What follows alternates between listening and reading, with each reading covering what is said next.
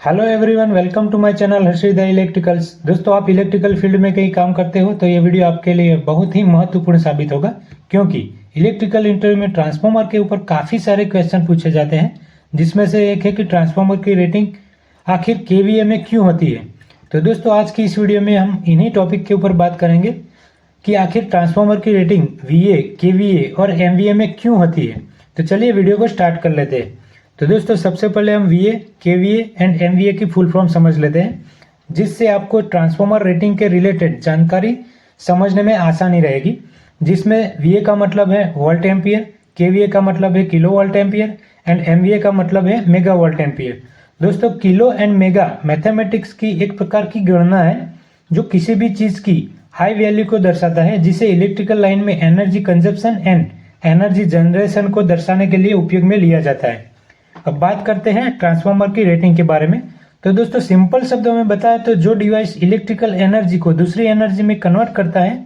उसका रेटिंग हमेशा केडब्ल्यू में ही रहता है, जबकि जो डिवाइस इलेक्ट्रिकल एनर्जी को जनरेट करता है या फिर ट्रांसफॉर्म करता है, यानी कि जिस डिवाइस के आउटपुट में इलेक्ट्रिकल सप्लाई होता है, उस डिवाइस का रेटिंग हमेशा वीए या केवीए में ही रहता है। क्योंकि इलेक्ट्रिकल एनर्जी तीन प्रकार की होती है, जैसे कि active power, reactive power and apparent power.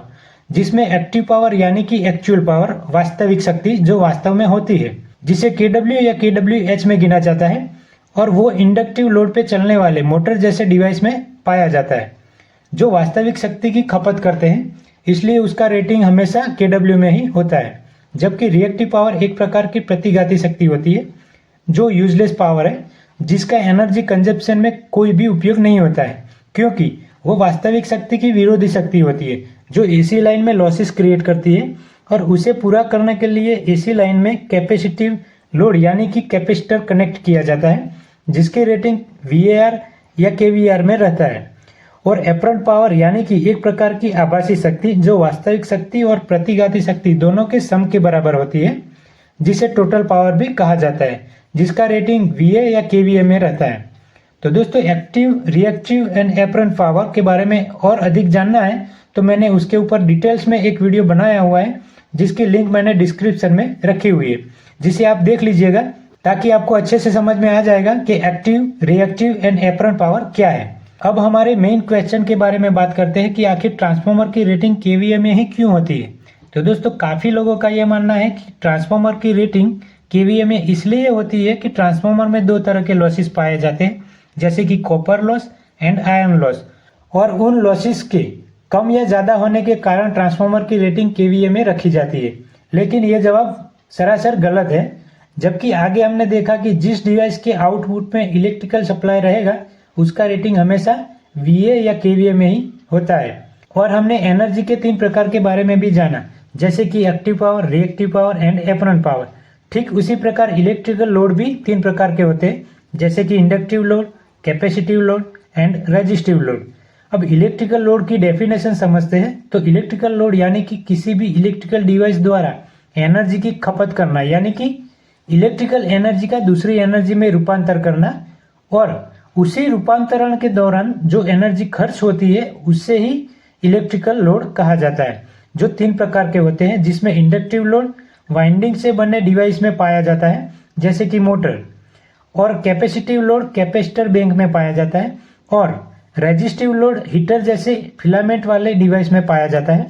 अब हमारी इंडस्ट्रीज में इन तीनों प्रकार के लोड रहते हैं, जबकि ट्रांसफार्मर को डिजाइन करने वाले मैन्युफैक्चरर को थोड़ी पता है कि आपकी इंडस्ट्रीज में कौन से लोड की मात्रा कम है या ज्यादा है। इसलिए मैन्युफैक्चरर ट्रांसफार्मर को टोटल लोड पे ही यानी कि केवीए में ही डिजाइन करते हैं, क्योंकि इंडस्ट्रीज में इंडक्टिव लोड पे चलने वाले डिवाइस को एक्टिव लोड के साथ साथ रिएक्टिव लोड की भी जरूरत पड़ती है, और उन दोनों का सम करने पर हमें मिलता है एपरेंट पावर, यानी कि active power plus reactive power is equal to apparent power, और एपरेंट पावर यानी कि केवीए, जिसे टोटल पावर भी कहा जाता है। अब ट्रांसफार्मर के ऊपर हम तीनों प्रकार के लोड चलाते हैं, जिसमें इंडक्टिव लोड में रिएक्टिव पावर क्रिएट होने से कुछ प्रकार के लॉसेस पाए जाते हैं, जिसके चलते अगर हम ट्रांसफार्मर की रेटिंग केडब्ल्यू के हिसाब से रखेंगे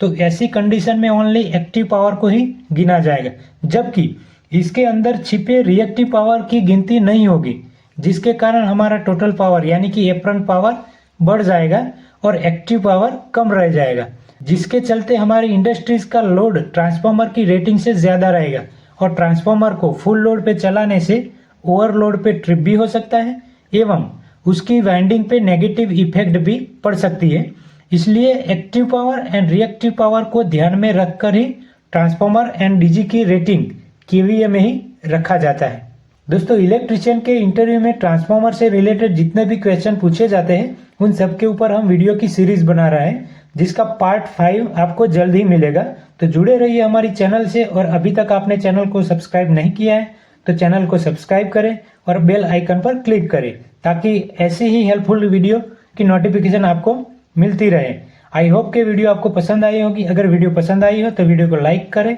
और दोस्तों के साथ शेयर करें। आज की इस वीडियो में इतना ही, मिलते हैं अगली वीडियो में, तब तक के लिए जय हिंद।